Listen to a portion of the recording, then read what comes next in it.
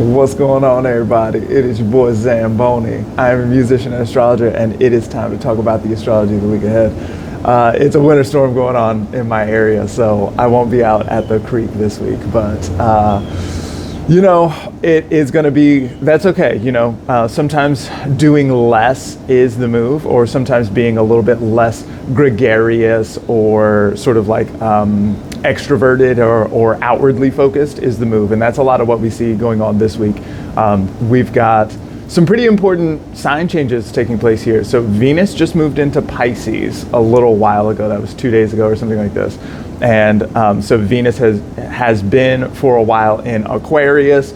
That was a pretty, that transit, I didn't even really talk about it that much. There just kind of wasn't that much to it. It was mostly sort of engaged in the Mars-Pluto situation. But then now to see Venus moving into Pisces, Pisces is a place where Venus is exalted. Venus is very good at doing the Venus things there in Pisces. Now, what's interesting about this is that Venus is also going to be hanging out there in Pisces with Saturn. So Saturn is there in Pisces and has been there for a little while. Saturn typically looks like some kind of downer or bummer, or like a denial or negation of some sort, an obstacle or a challenge. Saturn really cares a lot about structures and boundaries and discipline and stuff like this. And so it looks like it kind of wants to rain on Venus's parade a little bit. Venus, who wants to do pleasure and cooperation and togetherness and these kinds of things, right? And being exalted in Pisces, there's like something that is extremely delicious about Venus in Pisces. And so to see these two together might initially feel like some kind of roughness instead of softness. But, it's true that Venus and Saturn can really agree on a lot of stuff.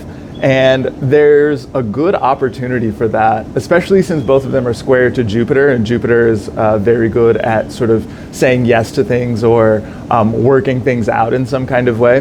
Then, Venus,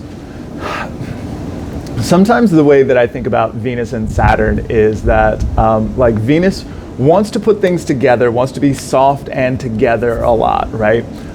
But it's a little bit like a puppy pile, right? So puppies are just so cute, and they just want to hug you, and they just want to love, and just, there's just so much. Can we just put our faces together some more? And will you let me just touch your mouth and all of it, right? Like it's so very much interested in togetherness.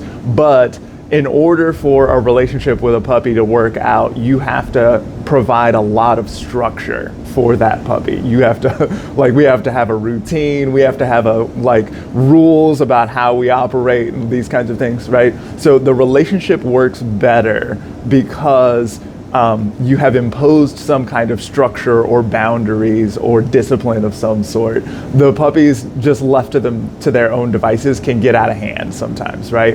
And so Venus and Saturn are,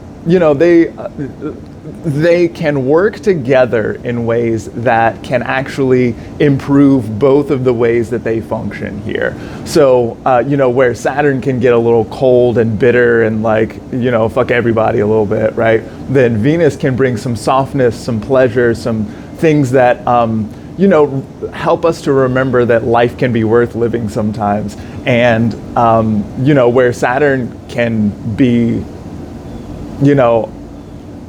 out of touch sometimes, or the Saturn is okay with not feeling good. Venus can be like, yes, I understand that there's plenty of work to do, but we can also feel good about things sometimes. We can also bring some fun or some joy or harmony or something like this.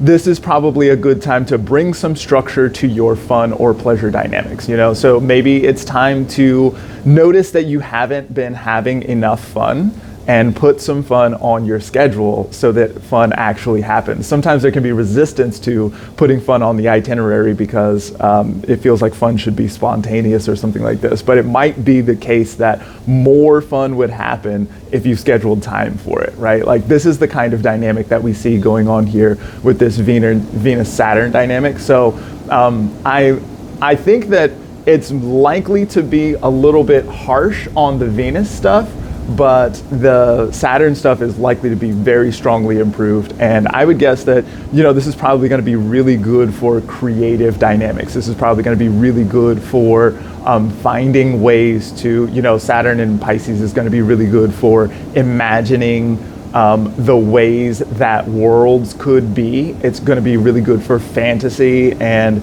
like anytime we're in the vision board space, envisioning the life that we want to have and this kind of thing, and then sort of like working out how to get to that point.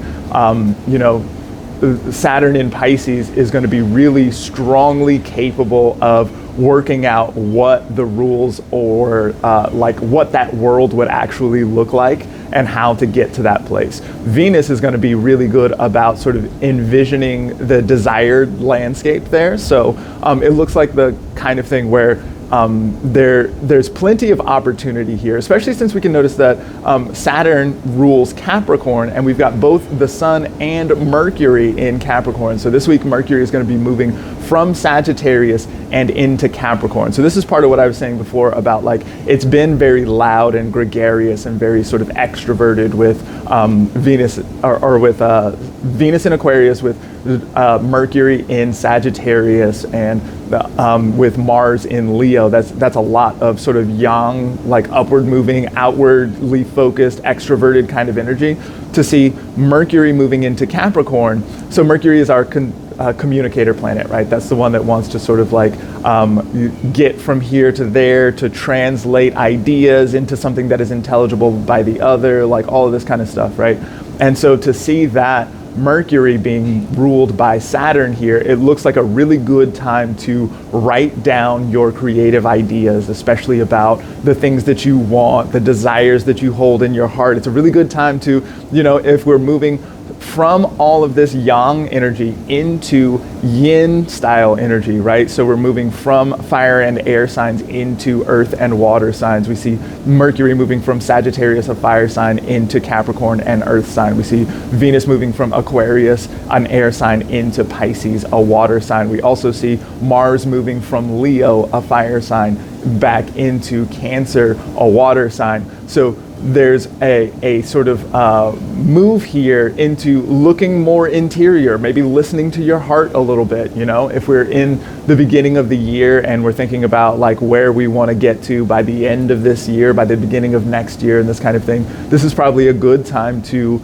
look into your heart and feel what actually feels good to you, and what kinds of things would make your heart sing. And then sort of like moving toward and thinking about ways to move toward that. This might not even be the time where we see a lot of like strong forward motion taking place. We can remember that, especially in the action space, like I'm actually going to make moves here.